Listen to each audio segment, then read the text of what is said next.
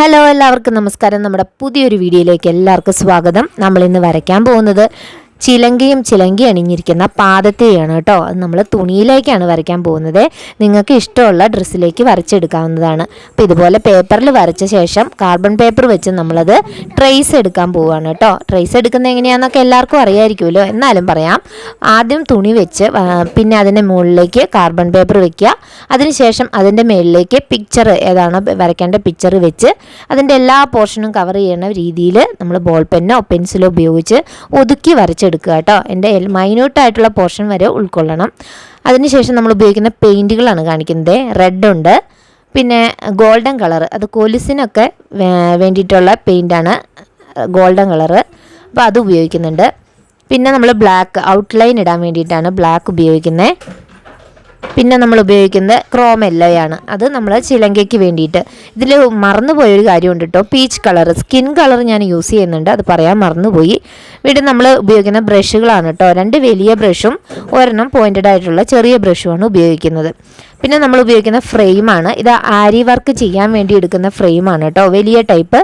ഇതാകുമ്പോൾ നമുക്ക് ഒന്നും അങ്ങോട്ടും ഇങ്ങോട്ടും പരക്കുന്നുള്ള പേടിയൊന്നും വേണ്ട. പിന്നെ നമ്മൾ റെഡ് കളർ വെച്ച് ഔട്ട്ലൈൻ ചെയ്യാണ്. വെള്ളം വളരെ കുറച്ച് തുണി പെയിൻറ്റ് ചെയ്യുമ്പോൾ ഉപയോഗിക്കാവുള്ളൂ കേട്ടോ. ക്ലോത്തിൽ നമ്മൾ വെള്ളം ഒരുപാട് ഉപയോഗിച്ച് കഴിഞ്ഞാൽ പരന്നു പോവും, പിക്ചർ ഭയങ്കര വൃത്തികേടാവും. ഇതുപോലെ റെഡ് കളർ നമ്മൾ എല്ലാ ഭാഗത്തും വരത്തക്ക രീതിയിൽ നമ്മൾ ഔട്ട്ലൈൻ ചെയ്തെടുക്കുന്നുണ്ട്. ഒരുപാട് വെള്ളം കുറച്ച് കൂടി പോയപ്പോഴാണ് അവിടെ അങ്ങനെ പരന്നു പോയത് കേട്ടോ. ഓർഡറൊക്കെ വന്ന് കൊടുക്കുമ്പോൾ സമയത്ത് നമുക്കത് ബുദ്ധിമുട്ടായിരിക്കും. അങ്ങനെ മൊത്തത്തിൽ ഞാനിത് ഔട്ട്ലൈൻ ചെയ്തെടുത്തിട്ടുണ്ട് കേട്ടോ. നല്ല വൃത്തിയായിട്ട് എല്ലാ പോർഷനും കവർ ചെയ്യുന്ന രീതിയിൽ നമ്മളിങ്ങനെ ഔട്ട്ലൈൻ ചെയ്തെടുക്കുക. ലൈറ്റ് പീച്ച് കളറാണ് നമ്മൾ സ്കിൻ കളറിന് വേണ്ടിയിട്ട് സെലക്ട് ചെയ്തേക്കുന്നത് കേട്ടോ. അപ്പോൾ ഈ കളറ് നമുക്ക് ഈ സ്കിൻ കളർ വേണ്ട ഭാഗത്തെല്ലാം നമ്മൾ അടിച്ചു കൊടുക്കുന്നുണ്ട്. ഈവനായിട്ട് ഒരേപോലെ വരത്തക്ക രീതിയിൽ വേണം നമ്മൾ ചെയ്ത് കൊടുക്കാൻ. ലേശം വെള്ളം ബ്രഷിലൊന്നും മുട്ടിച്ചതിന് ശേഷം വേണം ചെയ്യാൻ വേണ്ടിയിട്ട്. അപ്പോൾ അത് കവർ ചെയ്ത് കഴിഞ്ഞിട്ടുണ്ട്. ഇനി നമുക്ക് അൾത്ത ഭാഗങ്ങളിലും ചിലങ്കയ്ക്കുമാണ് കളർ ചെയ്യേണ്ടത്. അപ്പോൾ ചിലങ്കയ്ക്ക് നമ്മൾ യെല്ലോ കളറാണ് യൂസ് ചെയ്യുന്നത് കേട്ടോ.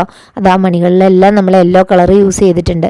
ഞാൻ അതിൻ്റെ ബെൽറ്റിന് നമ്മൾ റെഡ് കളറാണ് ഉപയോഗിക്കുന്നത്. റെഡ് കളർ വെച്ചിട്ട് ആ ചിലങ്കയുടെ ഇടയിലൊക്കെ നമ്മൾ ആ റെഡ് കളർ വെച്ച് ചെയ്ത് കൊടുക്കുന്നുണ്ട്. ഇതിലും നമ്മൾ തുണിയിൽ ഉപയോഗിക്കുമ്പോണ്ടല്ലോ ഒരുപാട് നമ്മൾ വെള്ളം ഉപയോഗിക്കരുത്. അപ്പോൾ അത് ഭയങ്കരമായിട്ട് പരന്നു പോകും, നമുക്ക് ആ ഒരു ഫിനിഷിങ് കിട്ടില്ല. ഓർഡറൊക്കെ വന്ന് കൊടുക്കുകയാണെങ്കിൽ നമുക്ക് ഭയങ്കര ഒരു ബുദ്ധിമുട്ടാവും, കാണുന്നവർക്ക് ഒരു ഭംഗിയായിട്ട് തോന്നില്ല. പിന്നെ നമ്മൾ വൈറ്റ് വെച്ച് എത്ര കവർ ചെയ്യാൻ നോക്കിയാലും അതിലൊരു ഭംഗി ഉണ്ടാവില്ലേ. ഈ ചിലങ്കയുടെ ഇടയിലൊക്കെ നമ്മൾ ആ റെഡ് കളറ് ഫില്ല് ചെയ്ത് കൊടുക്കുന്നുണ്ട്. അപ്പോൾ അതിങ്ങനെ തൂങ്ങിക്കിടക്കണ പോലത്തെ ഒരു ഫീലിംഗ് നമുക്ക് പുറമേ നിന്ന് നോക്കുമ്പോൾ കിട്ടും. അപ്പോൾ ചിലങ്കയുടെ അവിടെ ബെൽറ്റിലൊക്കെ റെഡ് കളർ കൊടുത്തതിന് ശേഷം വീണ്ടും നമ്മൾ റെഡ് കളർ തന്നെ യൂസ് ചെയ്യാണ്. കാലിൻ്റെ സൈഡിലായിട്ട് അൾത്തേനെ റെപ്രസെൻറ്റ് ചെയ്തുകൊണ്ടാണ് നമ്മൾ കാലിൻ്റെ സൈഡിലും പിന്നെ നമ്മുടെ കാലിൻ്റെ മുകളിലൊക്കെ ഡിസൈൻ ചെയ്ത് വെച്ചിട്ടുണ്ട്. അവിടെയെല്ലാം നമ്മൾ റെഡ് കളർ യൂസ് ചെയ്യും. വിരലുകളിലെല്ലാം റെഡാണ് ഉപയോഗിക്കുന്നത് കേട്ടോ. ഒരു ഡിസൈൻ നൃത്തം ചെയ്യുന്ന ആളുടെ കാല് ശ്രദ്ധിച്ചാൽ അറിയാം, ഇങ്ങനെയുള്ള ഡിസൈൻസൊക്കെ കാണാൻ സാധിക്കും. ഇനി നമ്മൾ യെല്ലോ പെയിൻറ്റ് ശരിക്കും ഉണങ്ങിയതിന് ശേഷം അതിലൊരു ബ്ലാക്കോ ബ്രൗണോ വെച്ച് നമ്മൾ ചെറിയൊരു ലൈൻ വെച്ച് കൊടുക്കുന്നുണ്ട്. ഒരു ചിലങ്കമണീനെ ഫീല് തോന്നാൻ വേണ്ടിയിട്ടാണ്.